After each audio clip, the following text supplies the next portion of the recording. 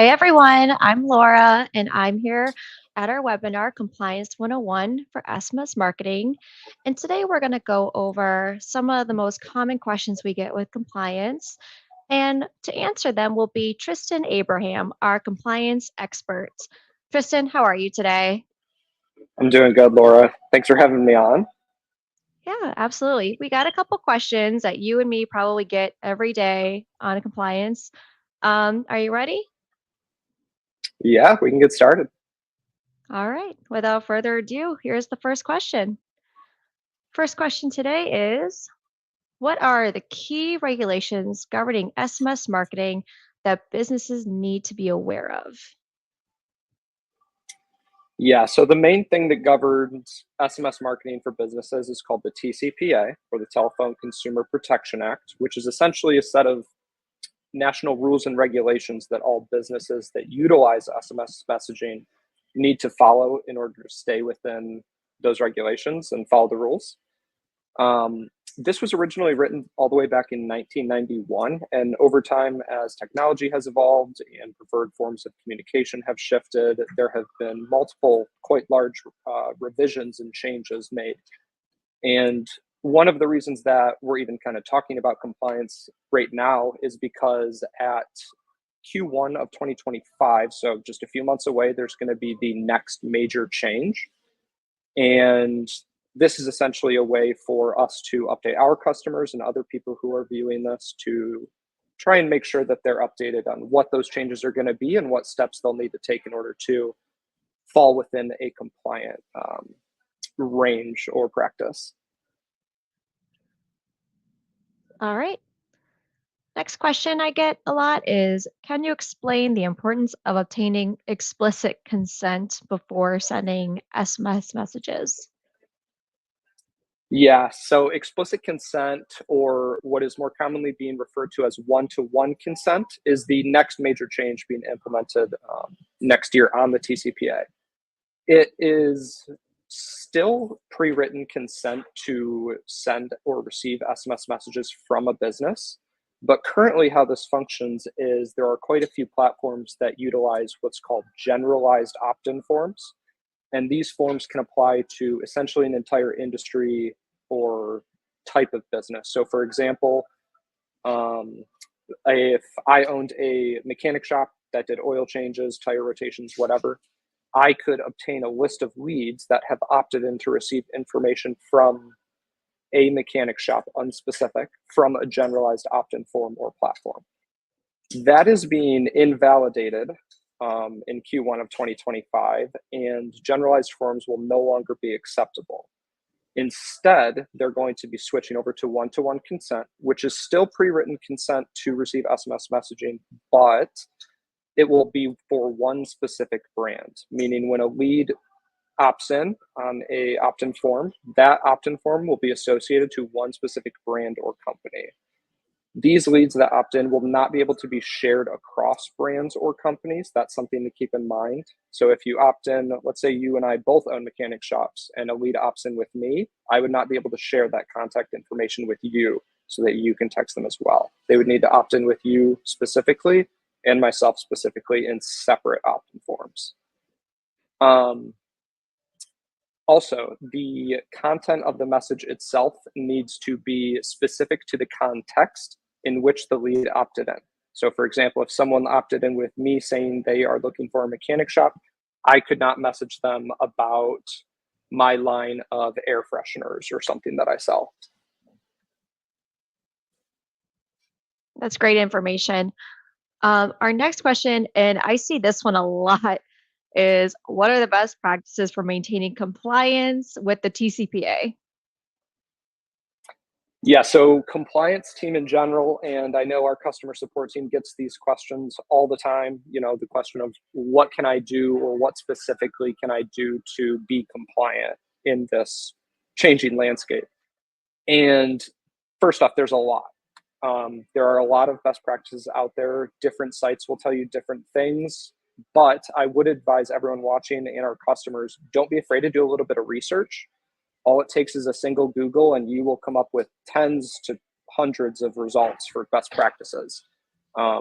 I would just say Google TCPA best practices, and you will find official industry guides from the FCC and the CTIA themselves, or other platforms that utilize business texting or are running webinars like this. There are tons of resources out there, but I did pick some of the big ones to go over just to give some actual specifics. So number one, the most important step is to get registered. So that is getting a brand and campaign created and attached to your EIN. And that basically is a way for the carriers and the FCC to recognize that you are a legitimate business trying to reach legitimate customers who want to make or to conduct business with these people. Just as a important note, starting on December 1st, unregistered traffic, meaning SMS messaging for businesses that is being sent on an account without a brand or campaign created, will no longer be able to be sent. So this December, unregistered traffic is being cut off. So we would highly, highly recommend getting registered before that. Number two, check DNC lists. There's obviously the federal DNC list. If depending on what state you're in, some states have specific state DNC lists. And then it's also highly advisable to create and start managing an internal DNC list. If you reach out to someone and turns out they don't want to talk to you, my recommendation would be put them on an internal DNC list so you do not talk to them again. Observe curfew and holiday hours, text people when you're supposed to be and don't when you're not. That one's pretty self-explanatory.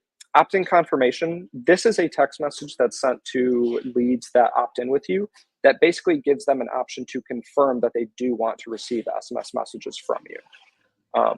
This is a way to get the original opt-in information and then also a second one within the actual text string itself, which helps, again, confirm that you are a legitimate business with the carriers. And then the fifth and kind of the most broad one that I can cover is message format. Formatting your messages correctly is going to be a big impact in the way that the FCC and the carriers are reviewing your messages. If your messages look spammy, you're probably going to get marked as spam. And so formatting is going to have a big impact on most people's deliverability rates in the future. Yeah, absolutely. Those are some great steps that everyone should take. Our next question here is, what role does transparency play in SMS marketing compliance, and how can businesses achieve it? Yeah, so transparency is essentially, it's really simple. They want you to be honest about two things. Number one, who you are, and number two, why you're texting that specific number. And one of the most easy ways to do that is by formatting your messages correctly. So on the right side of your screen, you'll see an example that I have written out. You'll see three parts, one orange, one white, and one blue. The orange part is Tristan LLC, a fake business name that I came up with. You should always include your business name when originally texting a lead because it tells them who you are. This is the business name that is attached to the EIN and thus the brand and campaign. This is an identifier for the carriers and for your leads to know that you are a legitimate business and you're who you say you are. The white itself is the actual content of the message. So we're going to stick with the mechanic shop example. Laura, if you were a lead and you opted in with me to receive information about my mechanic shop, my content should be related to what you opted in to receive information about. So, hi, Laura, I'm just reaching out regarding your inquiry about getting an oil change. That part's pretty easy. And then the blue is the opt-out. As of 2015, the TCPA dictates that any consumer using cellular networks in the United States has the right to opt out or stop any and all business communication via SMS messaging at any time for any reason. So having a clear option for leads to opt out is something that the carriers and the FCC are going to be looking for, and definitely needs to be in your messages. Awesome. I hope people start using the formatting, definitely. And my last question, and I think it's the most important one, is how can businesses stay updated with this ever evolving landscape with the SMS marketing regulations? It's just constantly changing. Yeah, I feel like we're getting updates every month. Like I said earlier, don't be afraid to do a little research. Google is going to be your best friend during this time. There are, like I said, tons and tons of best practices out there that you can find. tons of industry guides. Yeah, don't be afraid to do a little bit of research. Opt-outs. Keep your opt-outs. Actually,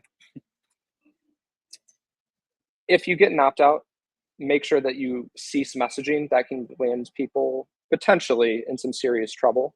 Opt-in logging. This is going to be something that pretty much everyone has to adapt in the coming months, or if they haven't already at least.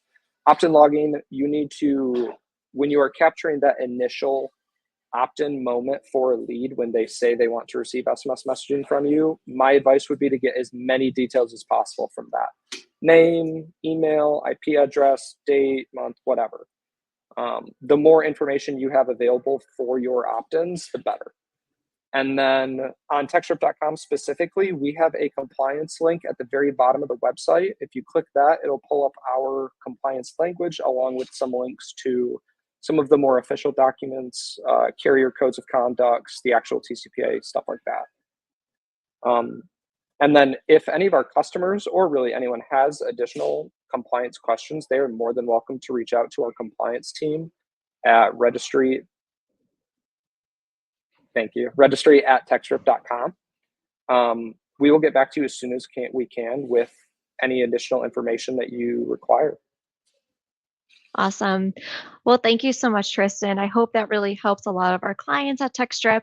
And then everyone watching, please be sure to email compliance if you have any questions, or just go on textdrip.com all the way at the bottom and look at those compliance language that we have when you are starting to make your drip campaigns. Our next webinar is going to be mid-September, and it's going to be about how to build the perfect drip campaign.